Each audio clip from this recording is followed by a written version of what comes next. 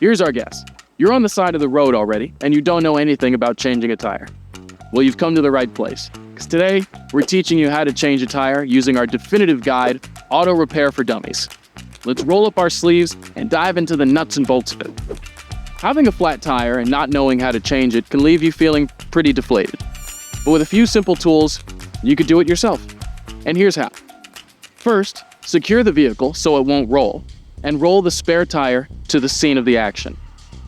It's important to find a flat surface, no inclines and no hills. If you have them, use bricks, wooden wedges, or even wheel chocks to block the wheels on the opposite end of the car from the end of that which will be raised. We're going to start with loosening the lug nuts, also known as breaking them. Find the end of your lug wrench that fits the lug nut and fit it onto the first nut. Apply all of your weight to the bar on the left and begin to loosen it. If you're driving a car with a wheel cover, you're going to want to pry that off with a screwdriver. Just insert the point where the edge of the cover meets the wheel and apply a little leverage. You might have to do this in a couple places, as if you were prying the lid off of a can of paint. Alloy wheels that are held on by lug nuts with delicate finishes, such as aluminum or chrome, need careful handling. These should not be loosened or replaced with power tools that can scratch the delicate finish. Don't remove the lug nuts completely.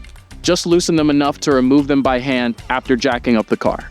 Next, jack up the vehicle about 6 inches off the ground. Different cars have different jack points, so check your owner's manual to ensure that you're in the right spot. Use a scissor jack or hydraulic jack and crank or pump it up smoothly. Remove the flat tire by taking off the lug nuts and pulling the tire straight towards you. Roll it away to keep it out of your workspace. Be sure to store the lug nuts in a safe space. Inside the wheel cover or hubcap works well.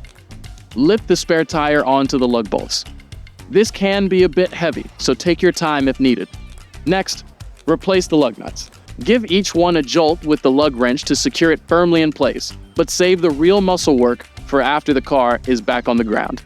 Lower the vehicle and tighten the lug nuts as much as you can with the lug wrench. If your car has wheel covers with a delicate finish, follow your owner's manual for specific instructions. For hubcaps, align them with the wheel and press them into place using the heel of your hand, cushioned with a soft rag to protect both your hand and the hubcap.